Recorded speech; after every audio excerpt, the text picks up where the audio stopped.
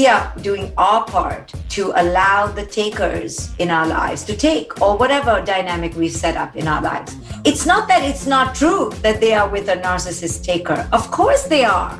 But they have to look at what they're doing to maintain the citadel of that relationship. It's a fortress, and it takes two to keep the fortress up. Look into his eyes. They're the eyes of a man obsessed by sex. Eyes that mock our sacred institutions. Bedroom eyes, they call them in a bygone day. You're listening to Sex with Emily. I'm Dr. Emily, and I'm here to help you prioritize your pleasure and liberate the conversation around sex. On today's show, I'm joined by author and psychologist Dr. Shefali to discuss what culture has done to our sexuality.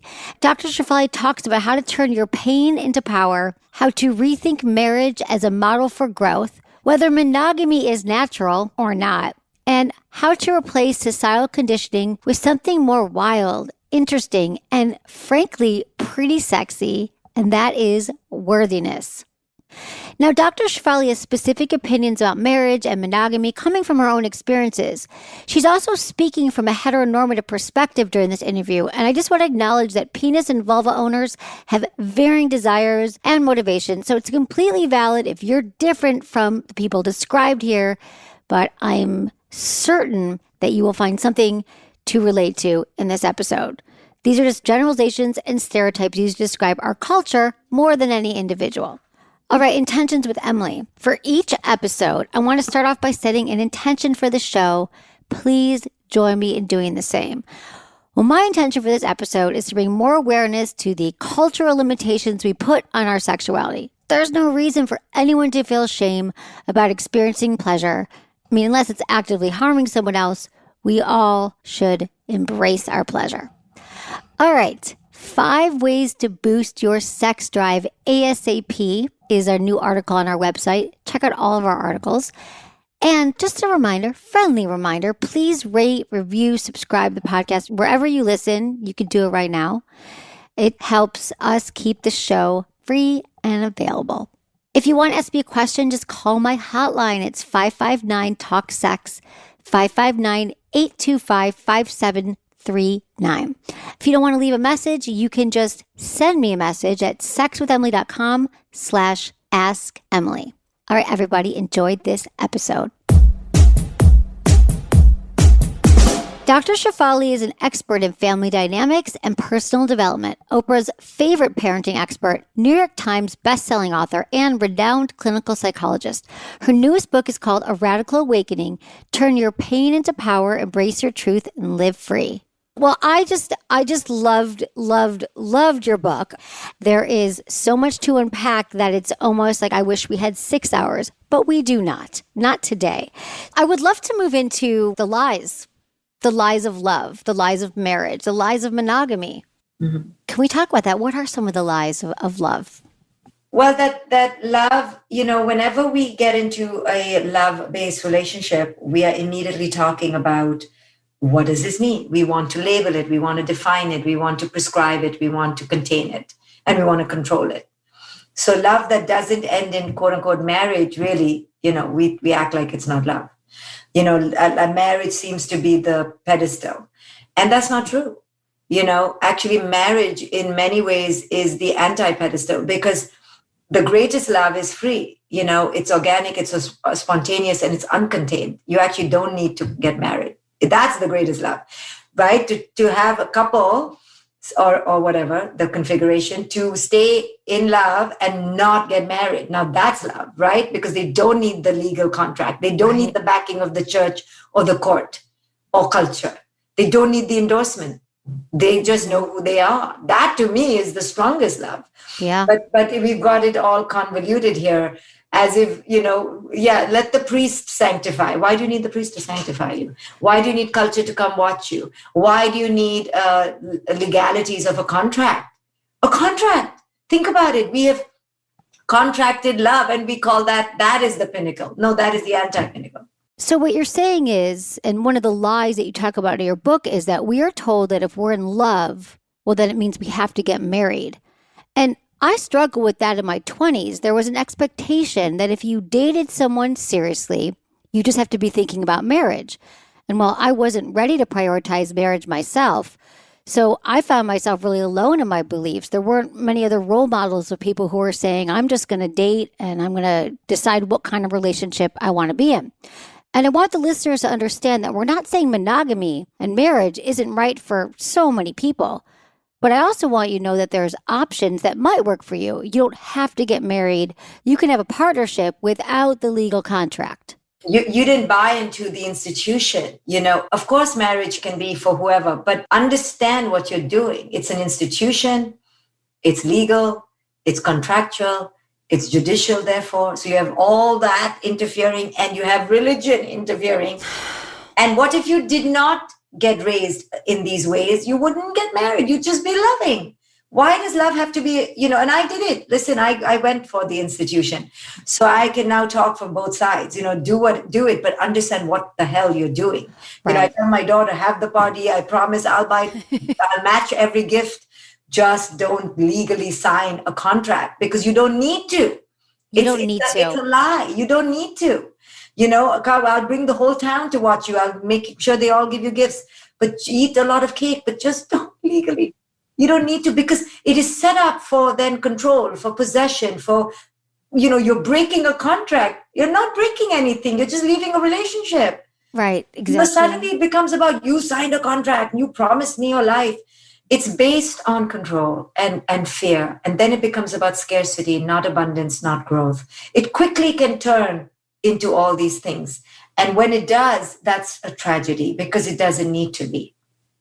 I personally felt that I was so alone in my beliefs because it never made sense to me that I'd never be attracted to someone else or want to have sex with someone else. Till death do us part seemed like a really long time to ignore my attraction to other people. And I remember thinking this at 19, and not to mention all the elements that go along with it of possession and ownership of another person. Why do you think so many people blindly sign up for marriage? Yeah, I think you're right. And I think you actually had humility. I remember the reason I got in, and I think most of us, people won't like what I'm about to say. Given that it has a 60% failure rate in America, and the fact that we're getting married every week just shows that it must come from some blind, delusional grandiosity like this. I know what I'm saying. I can predict the future. I am amazing that this person will never want to look at anyone else. And what we have, unlike what every other 60% of the failure couple rate have, is special. It's like Cinderella found her prince. I'm telling you, it comes from some delusional fantasy because actually we don't know the future. We are not that amazing. We've not even explored ourselves. We don't even know who we are. What the hell are we doing? Especially if we're under 30. What are we doing? We're just playing house, You be the mommy and I'll be the daddy. And I'm telling you, it's a grandiose delusion coming from some narcissism that, you know what? I'm going to be amazing. And then at least you'll realize, wow, I live in this bubble that I'm so special. Listen, marriage's failure rate is not a failure. Right. It's just reality. The reality rate is so natural. And if 60% are quote unquote going through it, another 30% are thinking about it. Okay. Yes. And then 10% are about to. So, and I say 2% are really quote unquote happy, but it's not about happiness or unhappiness. It's about happy. Now I need to move on. It's just so simple. It's not about unhappiness. It's not about failure. It's about now the container is not serving me anymore. But we're not allowed to think like that. It's blasphemous. And, it's the Antichrist. It's the message from the devil. Your people are going to be so upset. Well, personally, I felt so alone and I didn't have any models around me of people who chose not to get married or have kids. But I also knew it just didn't feel right for me. And I also knew the failure rate of marriages. Yeah, and listen, I was in the marriage for 25 years, no joke. I did it, was in it. I've been a parent. My daughter's 18. So I'm not talking against anything. I'm talking in a way that helps you deconstruct what you are within. I'm not against it. I'm not pro it. In fact, I say go do it because you learn so much, Yeah. But what I want to teach people is just understand what you're doing and how your in control mode or possession mode and ownership mode, and just see it for what it is, so that you, when you're going through it, you understand why you are going through the pain you are.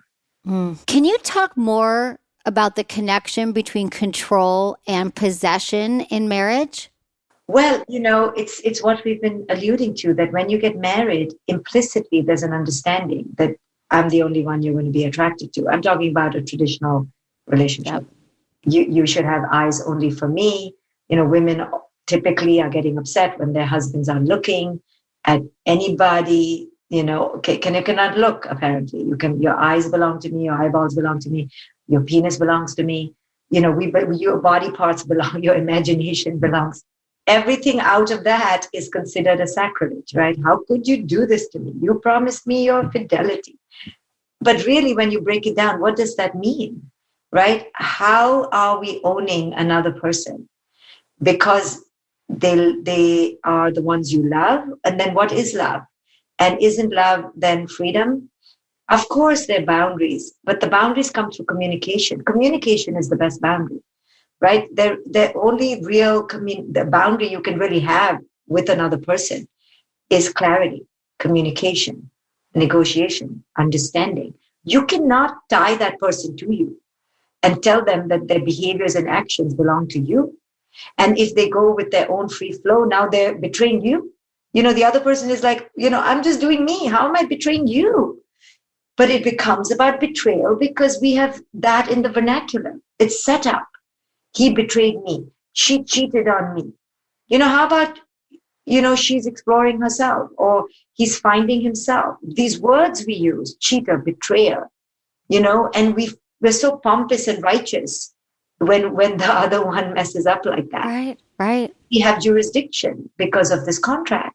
We're going to take a very quick break here from our sponsors, but come back because Dr. Shefali and I uncover how culture has truly shaped our sexuality and why it might be preventing us from having the sex we want to have. Be right back.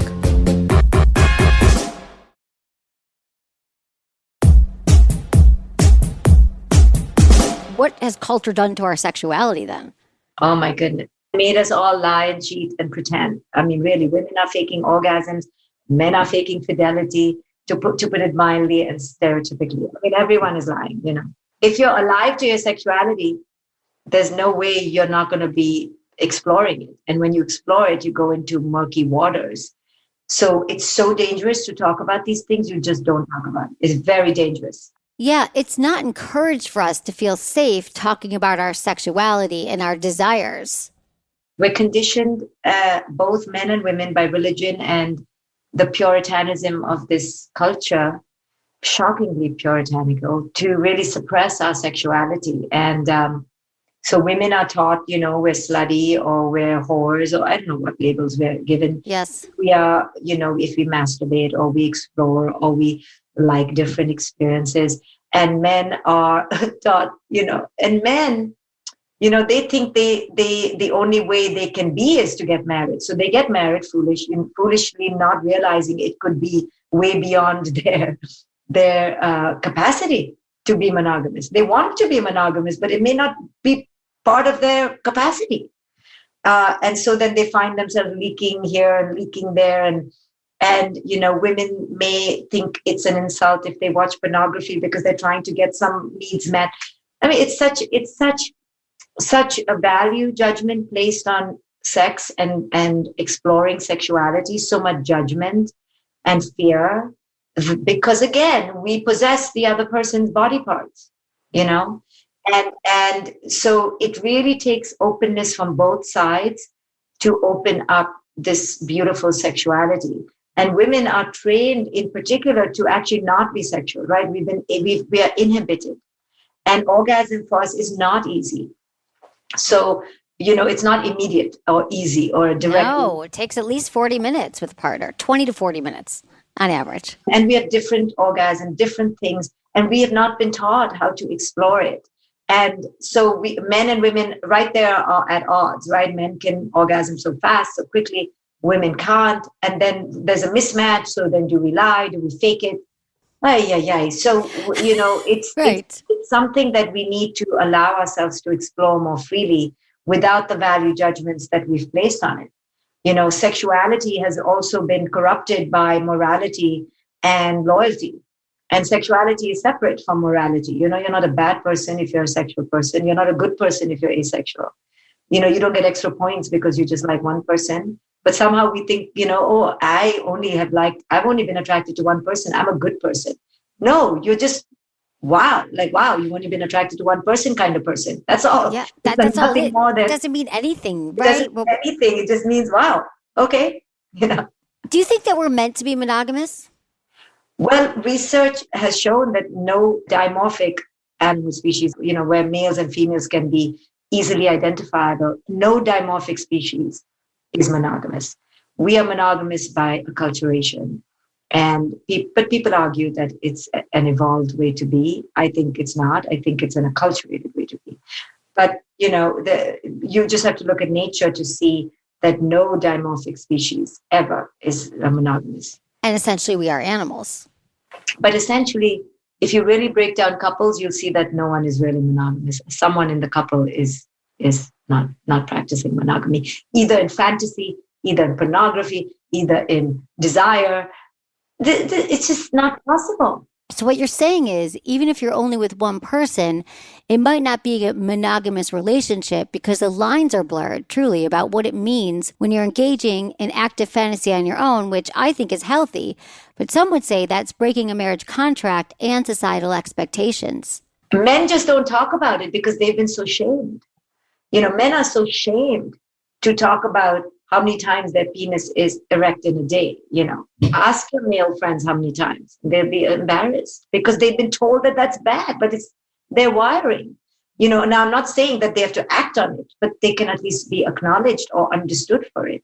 But we women shame them. We call them animals, but they are, and we are animals, so we're very cruel to men too, so men have their own code, and then they act out because they're not part of culture. They're not told that they're normal or they're healthy. They've been told that they should be ashamed. Poor guys, I know. And I'm not condoning perverted behavior and certainly not condoning violence. I'm just saying that they too have a huge shadow aspect to their sexuality. Right. Women we're like, oh, I don't want to fuck every day. Sorry. So you should want to fuck every day. No, but they're different than you. They're completely differently wired. I did this too. I was highly judgmental and moral. I was like, well, sex is not on my mind all the time, so it shouldn't be on your mind.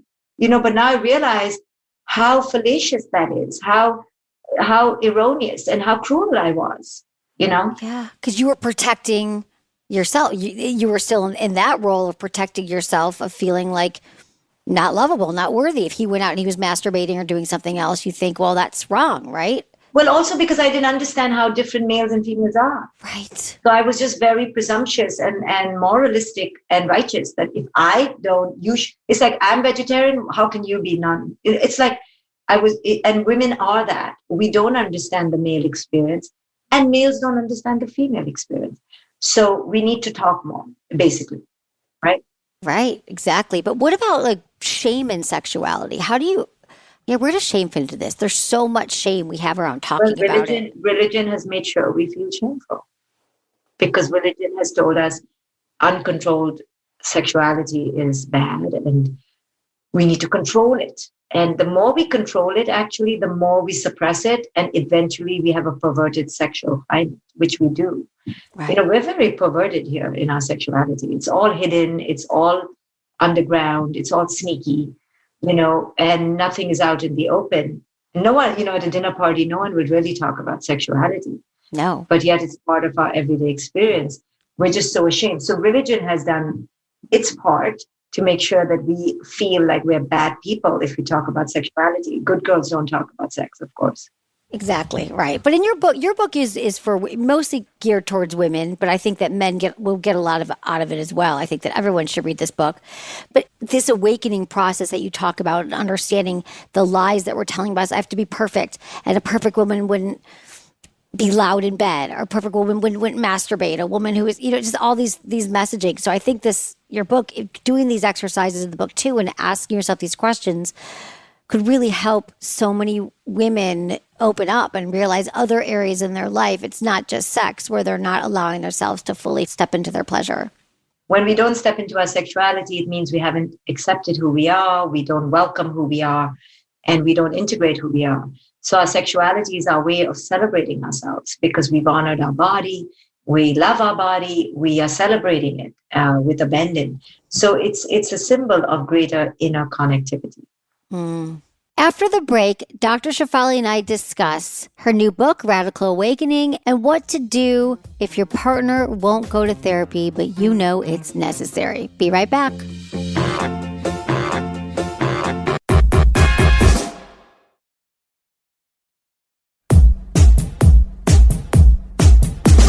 There's one quote I pulled out about the Buddha. So the Buddha also said that life is Maya, meaning an illusion. Things are not as they seem. Can we talk about that? Because that seems to be one of the main premises in your book, that we don't often really see life the way it is. Life is an illusion. Sure. So because we are conditioned by culture and our childhoods so indelibly, it's really hard to realize that much of our reality is now based really because of our mental conditioning. So what we think is real is not real because it's really our conditioning. So much of our current life in the modern era, with all its institutions, with all its ways of being, with all its dogma and right and wrong, are not because that's the way it is. It's because that's the way we have been mentally conditioned to perceive reality as. So unless we go on a quest to deconstruct our own minds and to become aware of our minds, we will think that things are the way they are, but they're not, without realizing that, no, it's the way I see them to be, right? So much of our reality, especially for women, is based on our deep, pervasive, ubiquitous mental conditioning, which shapes our identity, which shapes our ways of being, and we don't even realize it. So this book is an expose into the ways in which we women in particular have been shaped to think of ourselves in particular ways. And those ways are not true. They are the ways we've been shaped to think of ourselves. You know, I often say in the show, like, your thoughts are not the truth. And much like you, I actually did my first Vipassana retreat when I was in my early 20s. And so I've been on this path, and I'm actually waiting for my next breakdown soon. But I know that you've gone through something in your mid 40s where, again, this is something that we often talk about on the show. And in life, people kind of get a spiritual life or understanding that we need to learn to understand our thoughts and investigate them. But I always say your work's never done. Can you kind of talk about what brought you to this next book, A Radical Awakening, and what was going on for you? Yeah, a work is never done, and it's always in layers. And every few decades, you're going to go through something really big. It's inevitable. And the more you don't go through, the more the big one is coming. So it's better to go through many small ones, I think. But anyway, so, I think like many women in their 40s who have children, who typically by then are in their teens, women in particular go through the next iteration of who am I? I raised my daughter hit 15, and I went through another, realization of who am I? And I had been going through, a lot of spiritual unfolding all through my motherhood. I wrote 4 books. I was on this path, and I found myself at a juncture where my marriage was not keeping up with my growth. And the container of my marriage was not outpacing my growth. So I was outpacing the marital container. And so I went through a huge, spiritual death in a way, as many people may do when you realize you've outgrown your partner or your container of where you were comfortable for so long. And, I had to make a choice. Do I keep growing, or do I kind of go back into this container, which was so comfortable and lovely for me for so many years, but no longer was a comfort place? It was actually a place of discomfort now. So do I leave or do I stay? I went through what many women go through. The choice was not so hard to make. It was obvious. But what I encountered in making the choice was what is in this book, which is the pressures women go through to make a choice like that.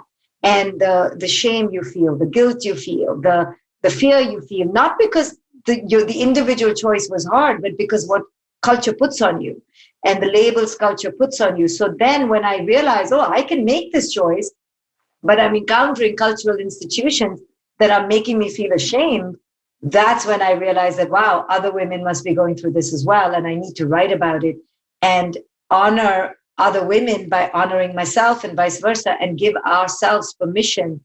So this book really is my own giving myself permission and giving other women permission to make big radical changes, to not be afraid of transformation, to go with the flow of their spiritual growth and not hold themselves back. So this is a book that is an ode to courage, an ode to transparency, and really an ode to authenticity. Yeah. What I love that you're speaking about is that so many women, and I have a lot of friends going through this, like, who am I without the kids, without being a mom, empty nest. What have I given up, and maybe regret, and then turning towards their partner, maybe they've grown so much and their partner didn't keep up with it, and they're all sort of in this place. And then when you think about divorce, it sounds like this awful thing, like the way that we measure marriage success based on longevity rather than on growth. And then this notion that when you start decide to get divorced, thinking like, oh, I'm going to be judged, or it's a failure. What do you do if you're in a relationship? I know this is like a huge question, and you've done your work. You've been in therapy. You've been talking about it with your friends, and your partner just says, I'm not going to therapy. I'm not working. I'm not growing. And they don't want to grow. People just stay many times. I know. You come to a tough choice. I think those of us who take inner work seriously and grow will inevitably come to that choice point if their partner isn't. And, we just have to ask ourselves, what do I honor about the present moment? Do I honor my growth right now, or do I honor the safety of the relationship?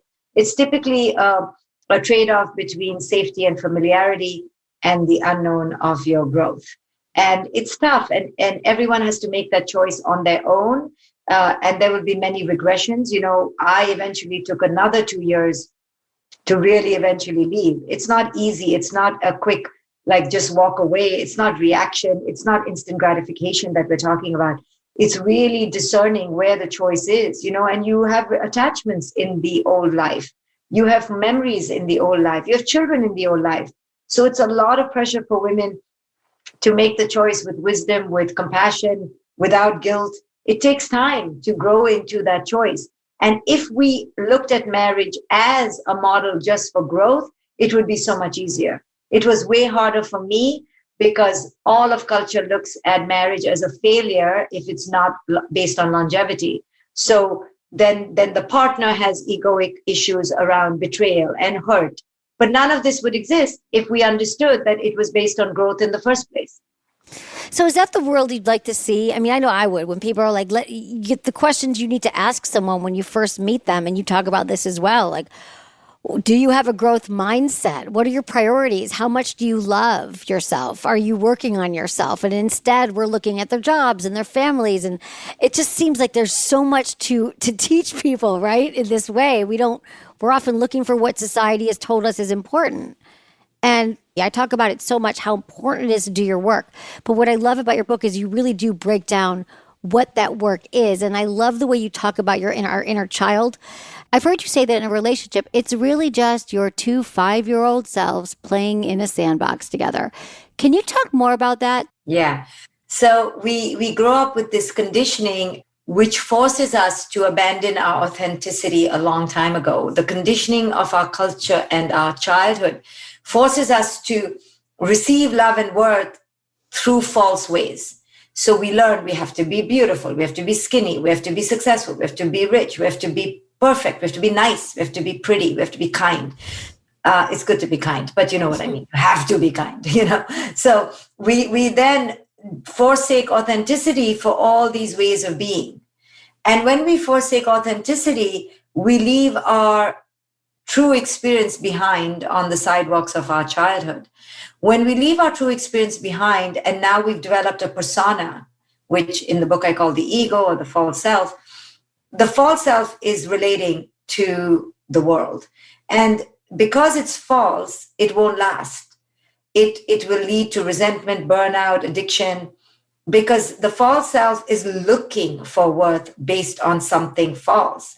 So just by that, its predication is that without it, it is unworthy. So it needs it to get love and worth. Without it, it is based on unworthiness. So unworthiness is right under the false self. Therefore, it'll never last.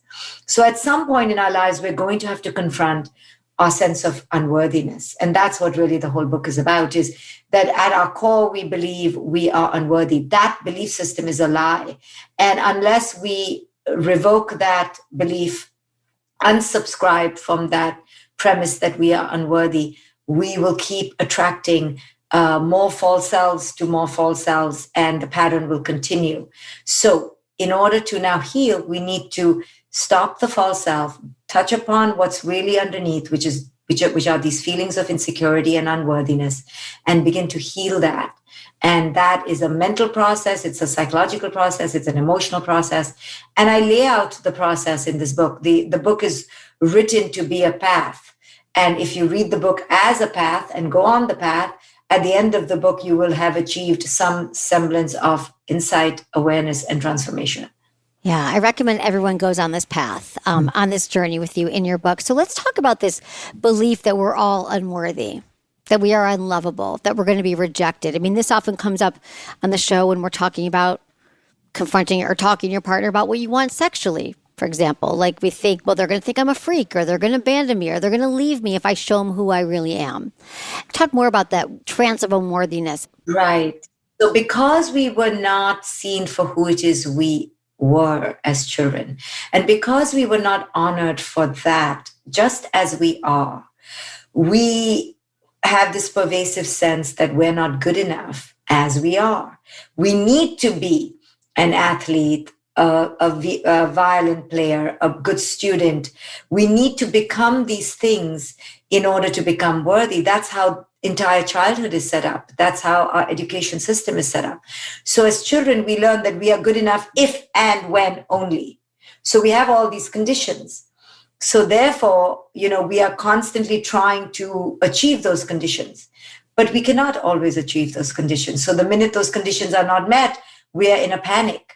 So we have to really unpack this for ourselves and see that we have predicated our sense of worth on these factors. So for me, it was on being the good girl, the pleasing girl.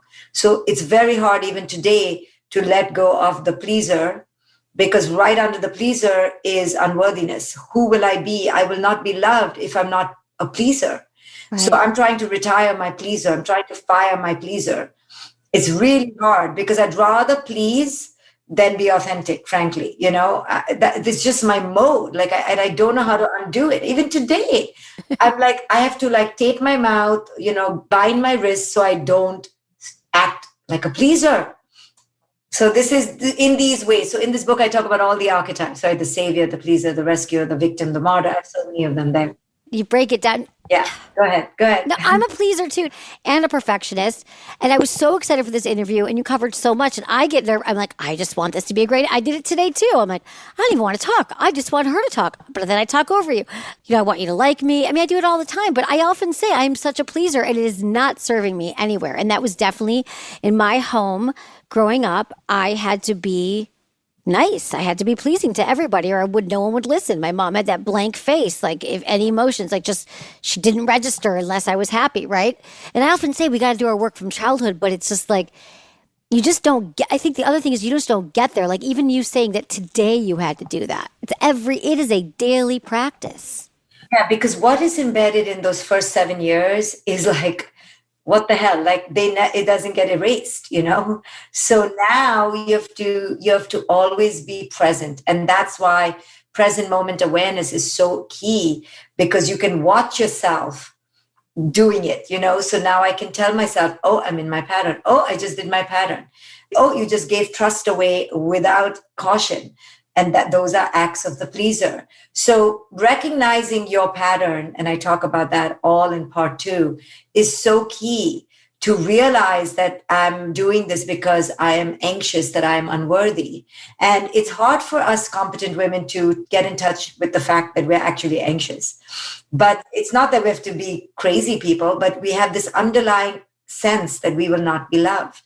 So it's our bravado is that we're so competent, but underneath it's always there. And it may only come up in certain relationships. For you, it may come up in your career, for somebody else in their motherhood, for somebody else with their lover, in the bedroom. But you have to notice it when it comes up and have great compassion for that part in you that has learned these ways from 0 to 7. And damn it, you have to, pause it, disrupt it, and not let it override you. It's always there. Don't think it's not there. Well, even when you just said this, I had someone come over who's going to be working on my house. I'm leaving town for a day. And I was like, no worries. Here's my code. Come on in. I trust you. So just now I'm thinking I was just a pleaser to someone coming to fix my... The women who are pleasers will relate this relinquishing of trust. And then we get screwed. And then we're like, oh, when other people don't, we're like, how do you not get screwed? Well, the people who are not getting screwed have boundaries. Okay. It's called boundaries. Right. So we, like what you just did is classic pleaser. Okay. Of course I trust you, and we just give bucketfuls without the person having done one thing to earn it. Nothing. One thing, nothing. Yeah. Zero. Zero things. He did do 0 things and you've got my trust. Correct. So then right behind that is the victim or the martyr, right? Now you're within 50 times of doing that. If you're lucky, it'll take 50, but sure enough, by the 50th time, you're going to get screwed. Right. Somebody's going to do something to violate that unabiding trust. Like you've just given crazy trust. Yeah. So number 50 is going to screw it. And right behind now is victim and martyr. And you're like, oh, poor me. Look, I'm a martyr. Why does this happen to me? People are assholes, which they are. But we've created the royal road to being an asshole, right? We're like, here's the carpet. I'm rolling out the carpet. No, and we've laid ourselves out. We're like, I'll lie down on it in case it's a hard, So we have to watch our patterns. We have to watch this setup, right? So I have all these archetypes. I have the givers, of which is the pleaser, one of them, then the controllers, and then the takers. And in the takers, people don't like to be takers, but many of us are. It's the diva, the princess, who thinks things should be done for her, given to her for free. And then the child who's just waiting. The child is just waiting. So I think everyone can recognize either themselves or their partners or their loved ones. And typically two don't match up. Like I probably won't be with a pleaser per se. Well, typically if you have to please, then you have to, if you're a giver, you need somebody to be a taker, no? So right. That's the perfect matching sock is you you take and I'll give. Okay, thank you. And then I'll be resentful and upset. Right. I love you also said I let people come in for the first few sessions and they're going to talk about their boss, then they're going to complain about their partner, and then their kids, and then you say to them, can you do the work? Are you ready to look at yourself? Right. So that's very hard for people, Really hard. Because it's not that it's not true that they are with a narcissist taker. Of course they are. But they have to look at what they're doing to maintain the citadel of that relationship. It's a fortress, and it takes two to keep the fortress up, right? So we are doing our part to allow the takers in our lives to take, or whatever dynamic we've set up in our lives. We are playing the other part, So I teach pleasers, for example, you're in a dance with life, meaning you have to wait for the person to do one step, then then you listen, then you discern, then you make a choice, then you act. That's how you break a pattern. You wait for the moment to show up versus robotically doing your old pattern, your zombie pattern. So like you said, the guy came, you did your zombie pattern. He could be an axe murderer. Now Emily's going to be all nervous. I did get a recommendation from a very dear friend who said he's fabulous. So Correct. Seeing a therapist, seeing a counselor, seeing someone trusted, it's hard to do this on our own, isn't it? At some point, it gets hard to do it on your own. You start off by reading a book, and I have courses. You can start off there, but at some point, you're going to hit some real blind walls because that ego is a sneaky snake, and it's going to tell you you're right and keep doing it, and they're wrong. So it is really important to get the counsel of somebody to do the work. Thank you so much, Dr. Shefali. This was fabulous. I want to ask you the 5 quickie questions we ask all of our guests. So they're quickie. What is your biggest turn on? A wise mind, Biggest turn off? an unconscious mind. What makes good sex? 2 whole individuals or more. Something you tell your younger self about sex and relationships? It's really important to explore. What's the number one thing you wish everyone knew about sex? When allowed in a free container, it can be really an otherworldly experience. I love it. I agree. Dr. Shefali, where can people find you, buy your books, your courses, all the things? Join the Shefali world. So on Instagram, it's Doctor spelled out, Doctor Shefali. And then my website is Shefali.com. Okay. We'll put all this in the show notes as well. Thank you, Emily. Thanks for having me. Of course. Thank you for being here. So appreciate it.